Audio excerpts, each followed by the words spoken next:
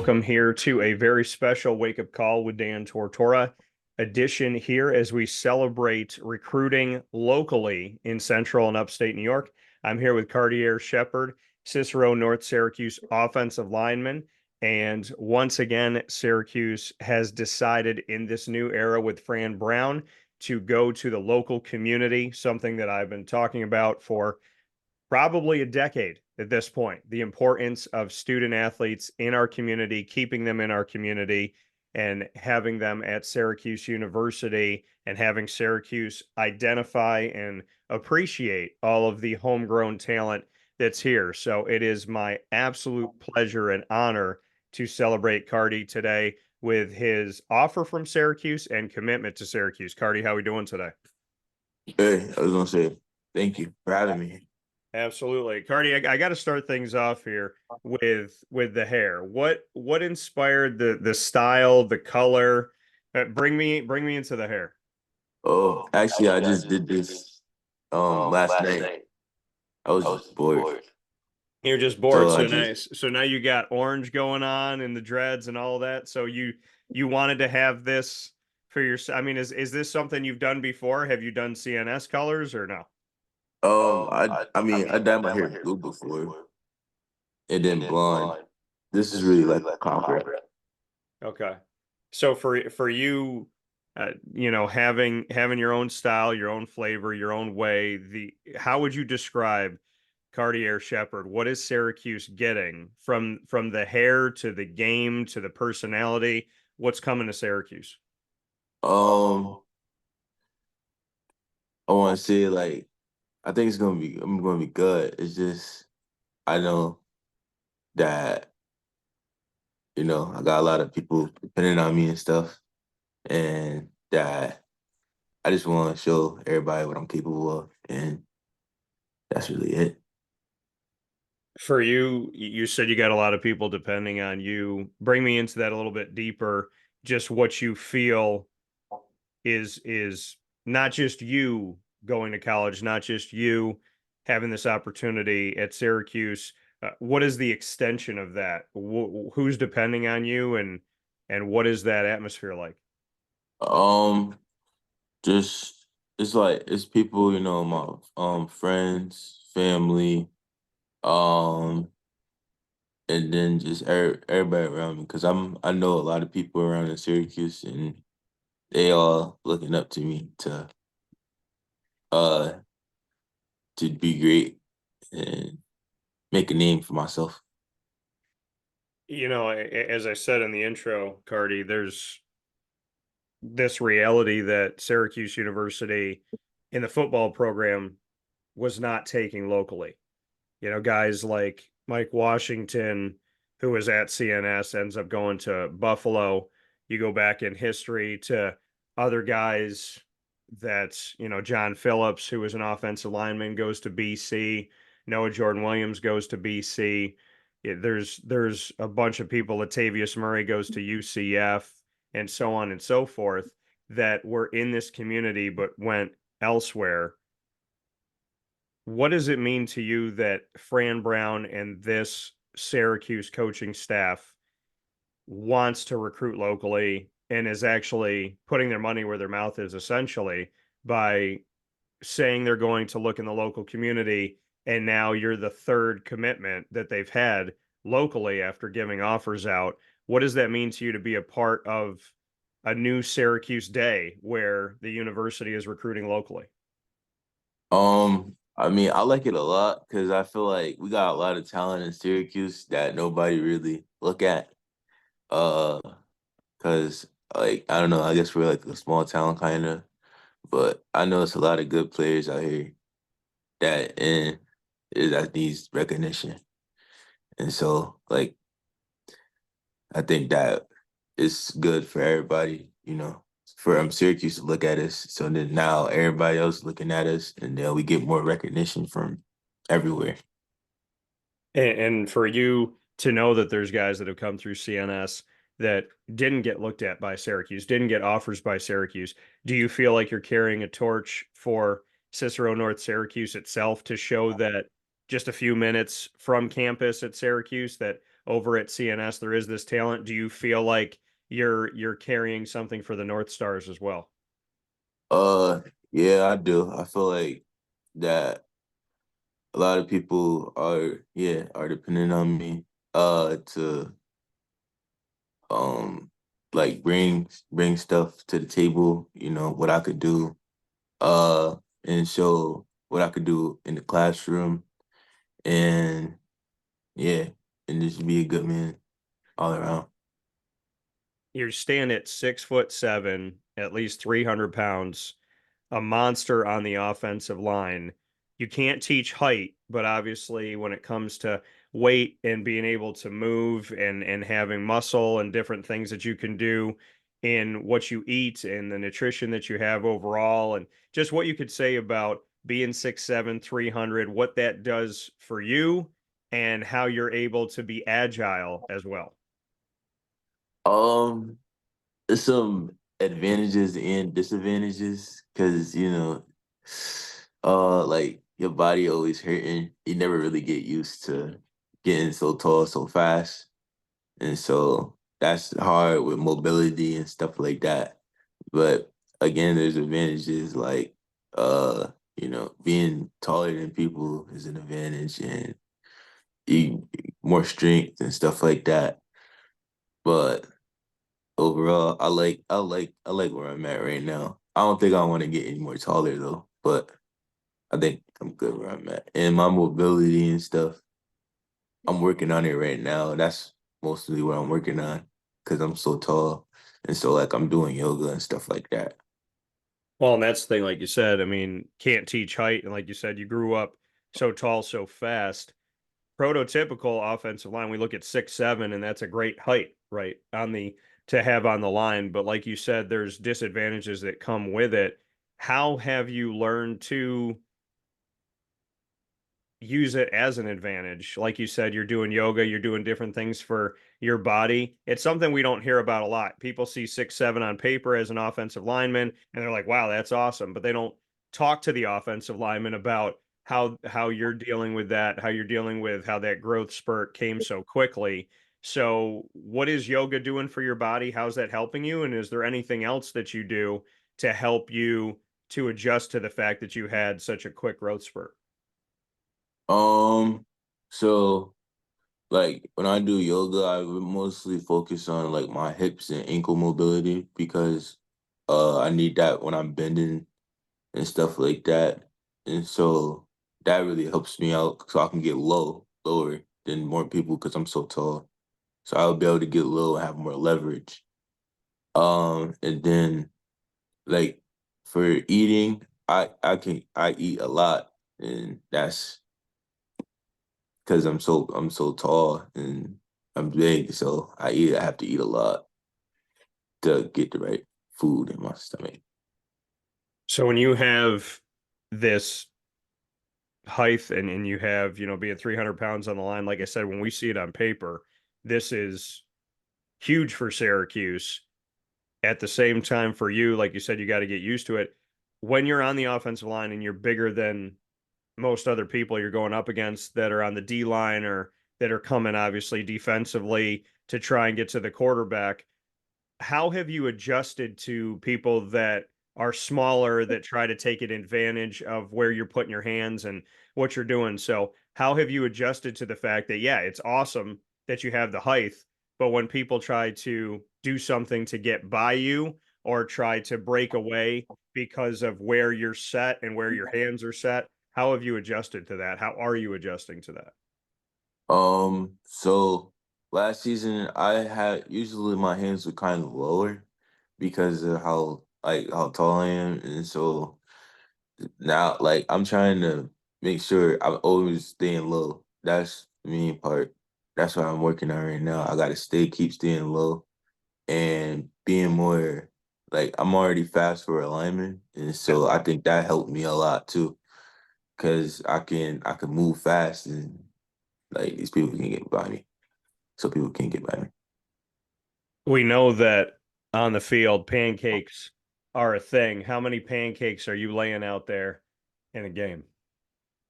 In the game, I'll say around like 4 or 5 a game, And like 4 or 5 a game.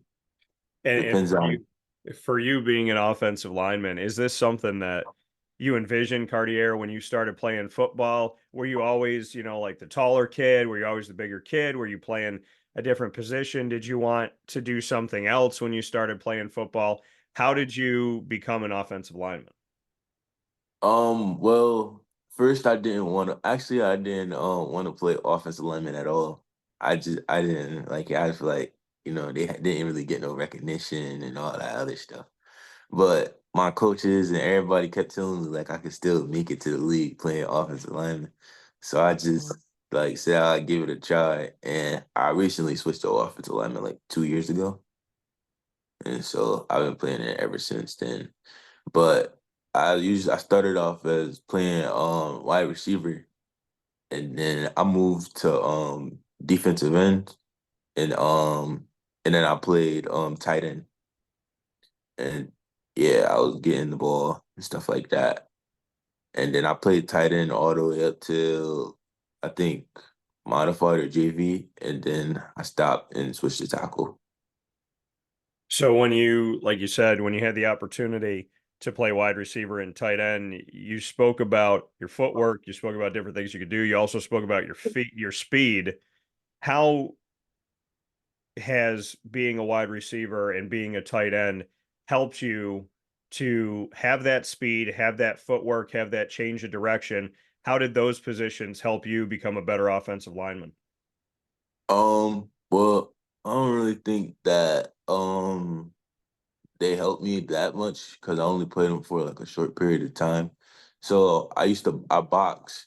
I was doing boxing, and that should really help me with my footwork and all that other stuff. Just moving, staying light on my feet, and yeah, and be able to balance and all that, and my hand placement, and be able to punch fast and hard. That's what really helped me was boxing.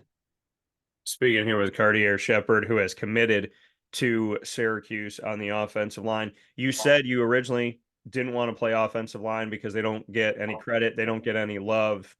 When offensive linemen do their job well, we talk about the quarter. Well, I shouldn't say we because I like giving offensive linemen love, but the media talks about quarterbacks, they talk about running backs, they talk about receivers, they talk about tight ends.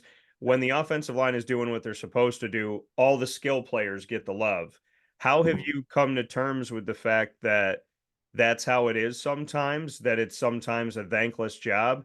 I mean, obviously, like you said, you can make it to the NFL being an offensive lineman. There's a lot of incredible offensive linemen. There's guys that have come through Syracuse that made it and made it as first round picks like Justin Pugh. So, what are your thoughts on it now? And the fact that sometimes it is unfortunately a thankless job coming from some people. Well, offensive lineman I see is one of the most important jobs out there right now.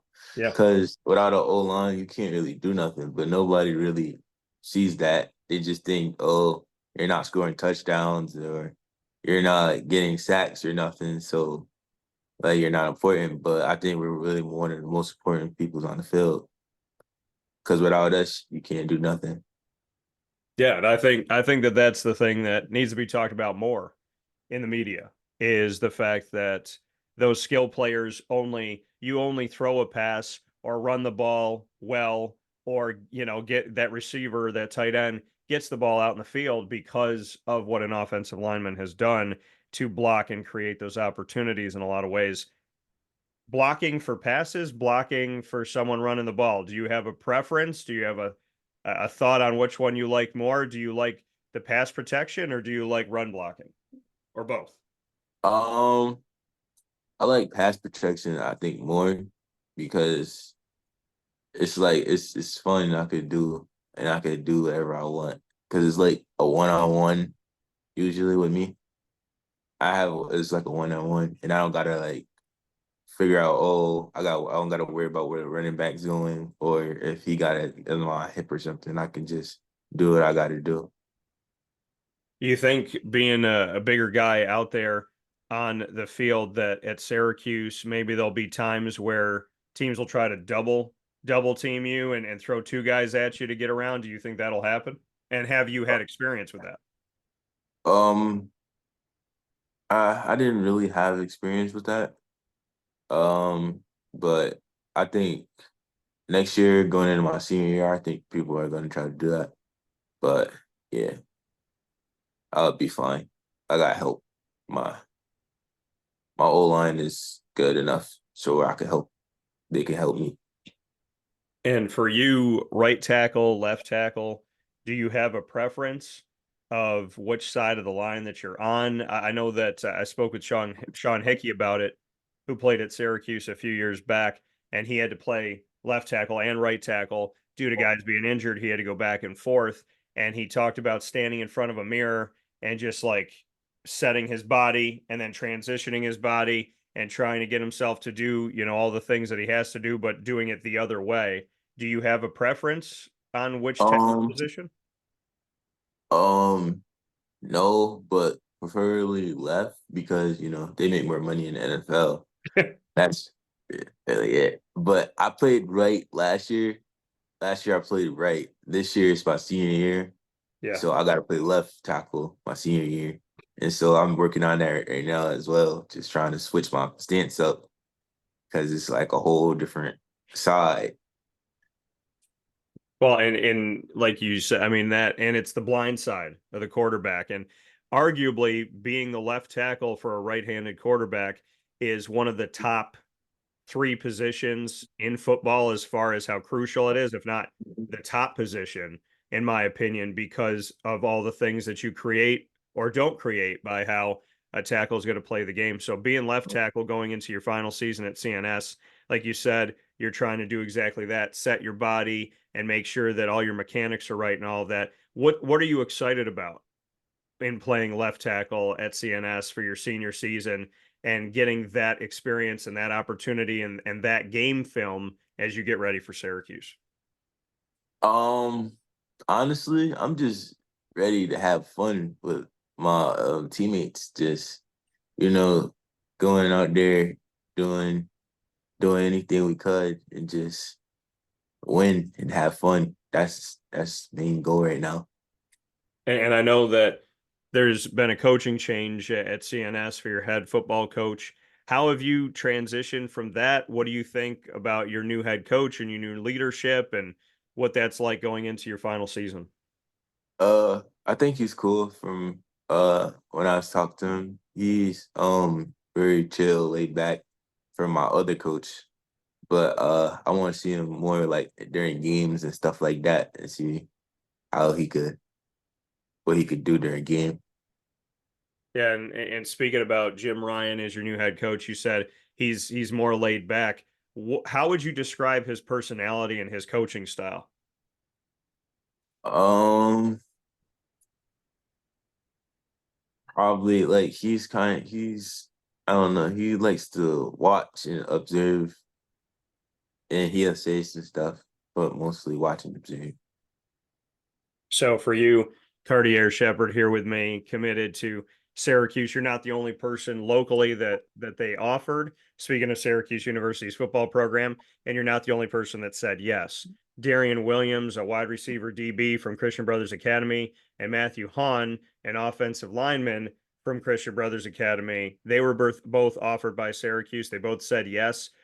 CNS and CBA have been playing for sectional titles. There's some heated games that go on there. What's it like knowing that the guys on the other side are going to be on the same side with you with Darian Williams and Matthew Hahn joining you at Syracuse in 2025? Um I like it. I think it's gonna be good because I think we could just all, come together and like just represent Syracuse. And and I think that we can just show everybody that like what Syracuse is made of. That's basically it. And Cartier, before I let you go, a couple pieces here. One of them being you got offered, and in less than a month after your offer, about 3 weeks after your offer, you committed to Syracuse. Why? Um, cause I didn't really like want to wait. I did, but I didn't because I kind of knew where I wanted to go, but I still wanted to see like what more schools wanted to talk to me. And and like I was just checking stuff out. And then my dad, he got tired of going everywhere. And yeah, so I think I knew I wanted to go to Syracuse, so I just committed. And I like the coaching staff, all that. It's real good. So, when you talk about the coaching staff, what coaches have you built a relationship with at Syracuse, and who was predominantly recruiting you? Well, I built a good relationship with mostly all the coaches.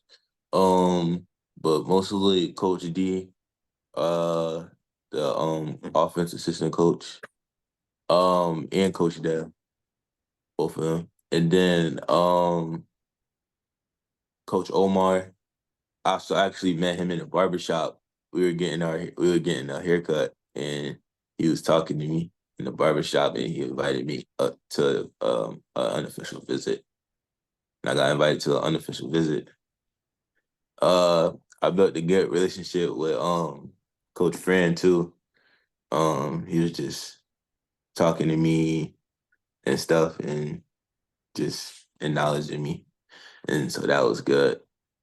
Uh, Also probably Coach Thomas. I built a good relationship with him too. He also invited me to a visit, and that's what got me my offer. So yeah. And for you, like you said, so many different coaches you built a relationship with. How would you describe this coaching staff at Syracuse? What's their personality like? What's the dynamic like? What's the environment like that you were around when you went up for the visit? They're full of energy, a lot of energy. They have like they'll be real with you. Like if you messing up, they'll tell you that you're messing up. Uh, and I think that's really it. That's what I really like about it. Like energy, or it just bring good. Is everybody's just having a good vibe.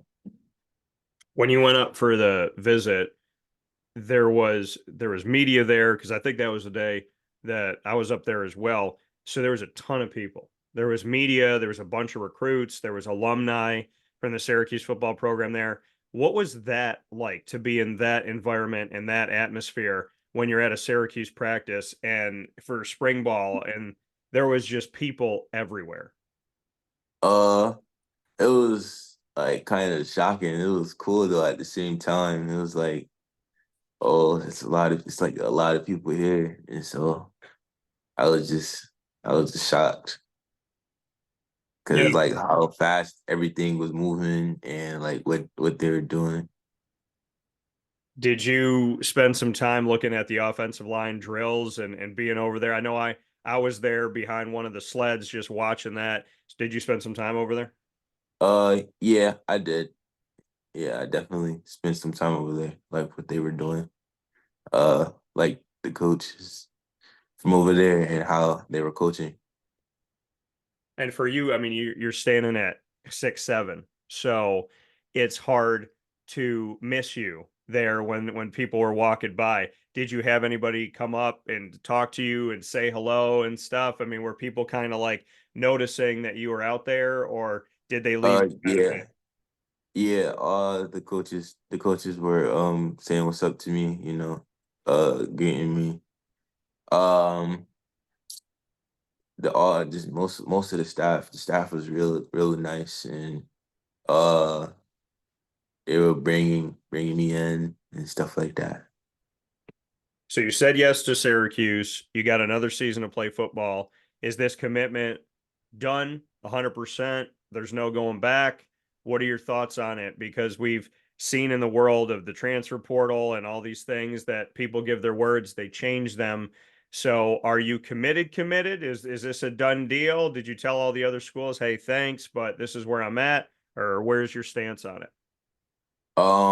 Yeah, I think I'm committed to Syracuse. Well, yeah, I know I'm committed, but I do if they like switch, like say something happens and coaching staff's not there or something like that, then I might decommit. But other than that, I think um I'm staying at Syracuse.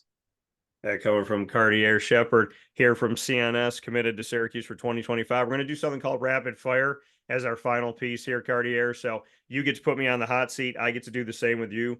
It could be football, sports, literally anything. It could be music, movies, TV. We can ask each other any question in the world. It's to help get to know you, and it's to let you ask questions, because once you step into college, they're going to be asking you the questions. So let's go back and forth with this. What's your first question for me? Um, what got you into doing what you do now? What got me into doing what I do now? I love telling stories. I love making people laugh. I love learning about people. I love helping people to feel seen and appreciated and valued. So, really, it starts with my belief in God, and it continues with my comedy, my joy in spreading positivity, and just bringing people together and letting you be seen. The huge things for me is that, and this has been really important to me, is that I was born and raised in Central and upstate New York, and I'm a Syracuse kid. So when I don't see the spotlight on Syracuse student athletes in Central and upstate New York student athletes, I take that personally. And I've gone to bat for people like yourself anytime, anywhere, any place, because I want to have that appreciation here in the community. And it's breaking, it breaks my heart when I see people go from Beeville and West Jenny and CNS and CBA and not get offers from Syracuse and opportunities. And I really fought and banged that drum. And Rob Drummond can speak to that as well, because him and I have done so much work together over the last decade. So really, I'm in this for all the reasons I said, but I want you to know that wherever you would choose to go, my biggest thing was making sure that student athletes of all sports got looked at here, and that people knew who Kardiear Shepherd is and who Matt Hahn is, who Darian Williams is, and so on and so forth, because I believe that you guys should have the same opportunity as anybody else. So my question for you, Kardiear, is, if you came out on the field to one song and one song only this season at CNS, what's the song and why? Um, dang, what's this? Oh, dang. Uh, that's a hard question. Can I just give like a culture song, like a Yeah, genre or whatever you want. something? Yeah. Probably. I'll probably listen to I'll probably put on some Jamaican music. Jamaican music. All right. Yeah. So that, like you said, culture wise, is that part of your heritage? Um, Not that I know of. I don't know it for real. But I just like, like the bass and like how like the moves and stuff like that. I just like Jamaican music a lot. So connecting to that culture and that vibe and that. So do you listen to like some of the stuff? There's a movie that just came out recently. Did you go and see One Love, or have you seen it with Bob Marley? No. Do you like Bob Marley? Yeah, I like Bob Marley, but I didn't really watch it because I don't know. It's just not my type of movie. Yeah, I don't really know. I can say on my Pandora I got Bob Marley as well, so you might want to check out and see a little bit more what he has. He's got a lot of songs that have been also like revisited by other people. I know in Black Panther Wakanda Forever, they revisited No Woman No Cry. So that's also a good song. What's your second one for me? Second question. Um, did you play sports when you was younger? I did. Played basketball most of my life, and I still go out on the court today and shut my brain off and play basket. It's one of the places where I find it's very peaceful for me. So I do love basketball, and I'm a Raptor fan through and through. Cartier, for you, what is the best piece of advice anybody ever gave you, and who gave it to you? Oh, um,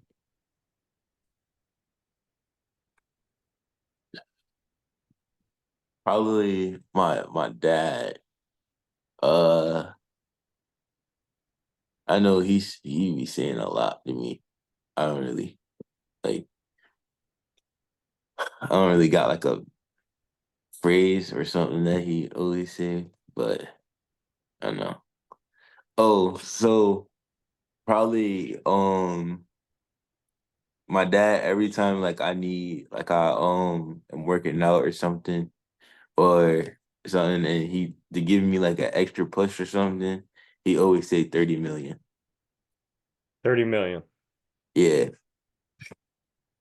And why that number? Just talking about the hopes of the NFL? Yeah. That's what I could probably make first round draft pick in the NFL. And so that's what he always tells me. It's 30 million. All right. What's your last question for me, Kardiear? Um hmm, hmm. If you could eat one food for the rest of your life, what would it be? Pizza, because you could put a bunch of different things on it. And I'm Italian and Hispanic, so it'd either be pizza or nachos. But I'll say pizza right now, just because I make some stuff at home and you can really change it up with pizza. My last one for you, Cartier, is I had a couple different places I could go to, but let's stick with food. We're gonna stick with food. What is the one meal that you can't live without, and where is it from? Like, is it a home cooked meal, or is it a place that, a restaurant? But what's the one meal you cannot live without? Um Probably